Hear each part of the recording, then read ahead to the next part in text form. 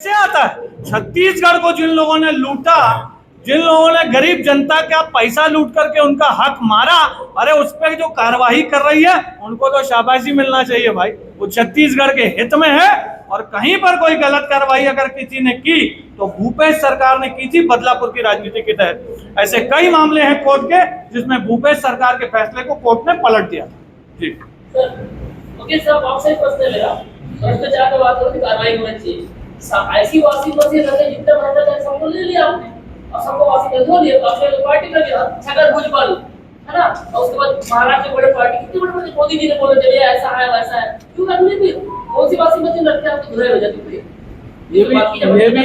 ये भी बहुत अच्छा आपने प्रश्न किया। मैं आपका इस प्रश्न के लिए अभिवादन कर रहा हूँ। ये प्रश्न चर्चा में है सभी के बीच में।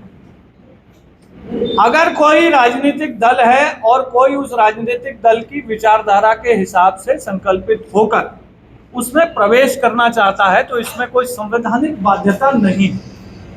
कहीं पर संविधान इसमें भाजपा में कोई प्रवेश कर सकता है, इसकी रुकावट नहीं डालता।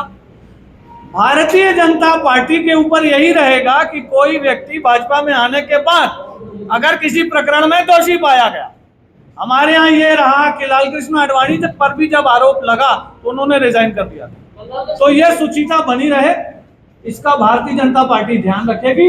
और प्रश्न का उत्तर और एक अंक और है, इसका भाग और है कि कहीं पर किसी भी व्यक्ति के ऊपर अगर आरोप है तो जैसे हम अधिकृत हैं, हम ईडी को चिट्ठी लिख के दे सकते हैं, हम इन्वेस्टिगेशन एजेंसीज को लिख सकते हैं, हम न्यायालय को रिट पिटीशन के लिए लिख के दे सकते हैं। कोई भी भ्रष्टाचारी को कोई राजनीतिक दल बचा नहीं सकता। ये एकदम संवैधानिक प्रक्रिया है। तो जिन लोगों के बारे में बात होती है कि वो भ्रष्टाचार कर रहे हैं, उस पर कोई कोर्ट जा सकता है, कोई जांच एजेंसियों के पास जा सकता है। और मुझे याद आता है कि भूपेश बघेल जी भी गए थे पिछले बार। उन्होंने कहा था हाँ, सभी लोगों को अधिकार है, सभी लोगों को अधिकार है। अगर कोई व्यक्ति किसी पार्टी में भ्रष्टाचार करे तो उस पार्टी को एक्शन लेना चाहिए। ये राजनीतिक सिस्टम। महादेव सट्टाए पूरे प्रदेश में चर्चित है और भाजपा ने उसको एक स्टैंडर्ड तक प्रचार प्रसार किया है। महादेव सट्टाए के मामले में राजनांदगांव पुलिस, भरत वर्मा जी ध्यान दीजिएगा, राजनांदगांव पुलिस की भूमिका शून्य बटे सन्नाटा रही है। जबकि महादेव सट्टाए राजनांदगांव में भी चलता है, पूरे जिले में चलता है ना। और आज की तारीख में भूपेश बघेल जी यहाँ से कैंडिडेट भी है। इस मामले में पुलिस की भूमिका हो सकता है। देखिए, पुरानी जब सरकार थी कांग्रेस की, तब ये बातें हम खुद आप सबके समक्ष लेकर के आते थे कि इस प्रकार का भ्रष्टाचार हो रहा है लेकिन कार्रवाई नहीं हो रही है। और उसके बाद हमने और हमारे नेताओं ने केंद्रीय एजेंसियों को भी लिखा, फलस्वरूप कार्रवाई हुई। जब केंद्रीय एजेंसियों ने एफआईआर किया तो राज्य सरकार ने भी छिटपुट कार्रवाइयां की, उस समय की तत्कालीन भूपेश सरकार ने। अब भारतीय जनता पार्टी की सरकार, जो विषय हमने उठाया था, हमने, हमारी सरकार ने, हमारे गृह मंत्री ने, हमारे मुख्यमंत्री ने इस बात को स्पष्ट किया है कि जीरो टॉलरेंस की नीति रहेगी। चाहे वो राजनांदगांव हो या अन्य कोई क्षेत्र हो, वहां कोई भी शिकायत मिलेगी, कोई ढिलाई नहीं बरती जाएगी, सभी पे एफआईआर होगी, कार्रवाई होगी। और हो ही रही है। अनिल टुटेजा पे फिर ईओडब्ल्यू ने कार्रवाई की है, तो कार्रवाई करने में भाजपा पीछे नहीं रहेगी। चलिए, नाचो तो भूपेश बघेल और संतोष पांडे के बीच का चुनाव है। न सोवियत किया है, न सभी बिश्नोई है, न नवाज खान है। भूपेश बघेल बनाम नवाज खान हो रहा है, भूपेश बघेल बनाम संतोष पांडे। आपके मुंह में भी आ गया। भूपेश बघेल बनाम संतोष पांडे हो रहा है। संतोष पांडे को 5 साल रहा है। भूपेश बघेल के ऊपर क्या आरोप है? भूपेश बघेल को अगर वोट पाते तो संतोष पांडे को क्यों दे? हमारे पास नीचे संतोष पांडे को वोट देने के लिए 5 साल में लगातार क्षेत्र में विकास किए हैं। लगातार आज देखिए, रेलवे के क्षेत्र में आज़ादी के 70 साल तक 2 ही ट्रैक थे। आज 10 साल के अंदर में मोदी जी के नेतृत्व में 3रा ट्रैक पूरा हो गया, 4था ट्रैक का काम चालू है। पनिया जोब से लेके डोंगर राजनांदगांव तो 14 अंडर ओवर ब्रिज बन रहे, बड़े बड़े काम।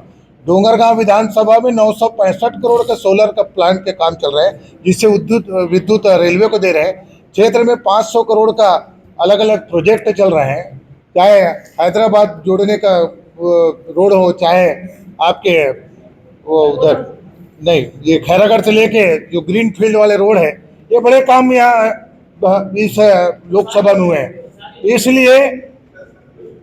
इसलिए नरेंद्र मोदी जी के नेतृत्व को आम मतदाता स्वीकार कर रहे हैं। लगातार मोदी जी के नेतृत्व में गांव गरीब किसान के हित में काम हुए हैं। किसानों के हित में 600 रुपया हमको लगातार किसान सम्मान निधि दे रहे हैं, 6,000 तीन किस्ती में दे रहे हैं। एक तरफ गरीबों का आवास दे रहे हैं मोदी जी, एक तरफ मोदी जी गरीबों का प्रधानमंत्री आवास के साथ साथ आप राशन दे रहे हैं मुफ्त में। एक तरफ मोदी जी आयुष्मान कार्ड के माध्यम से इलाज की व्यवस्था कर रहे हैं, गैस के सिलेंडर दे रहे हैं।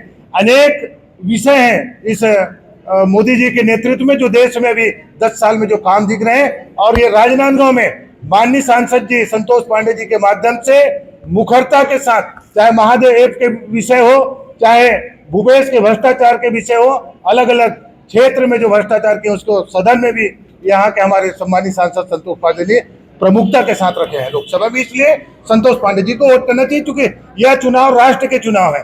राष्ट्र के चुनाव के लिए आप लोगों के माध्यम से भी मैं अपील करना चाहूंगा, क्योंकि ये देश के चुनाव है, आपके माध्यम से आम जनता के बीच में जाना चाहिए। क्योंकि भूपेश बघेल लगातार 5 साल भ्रष्टाचार किए हैं, और सम्या चौरसिया हो, चाहे बिश्नोई हो, चाहे नवाज खान के विषय में कल ही देख रहे हो लगातार भ्रष्टाचार है। इसलिए क्या यहाँ जो आतंकी हैं अकबर अनवर ढेबर, ऐसे लोगों को वोट करेंगे क्या आम जनता? इसलिए मैं आप सबसे अपील करना चाहूंगा कि राष्ट्र हित में ही वोट आप भी दीजिएगा। भाई साहब एक सवाल और है कि आपने अकबर कहा, आपने नवाज कहा। अकबर नवाज जैसे चेहरे आज गायब है मैदान में, कहाँ है? आज पुलिस खोद रहे हैं एक नवाज को, एक नोटिस मिलने के बाद गायब है। उसके काले कारनामे का आप सब लोग जान रहे हैं। इसलिए चलिए, धन्यवाद। बहुत बहुत धन्यवाद।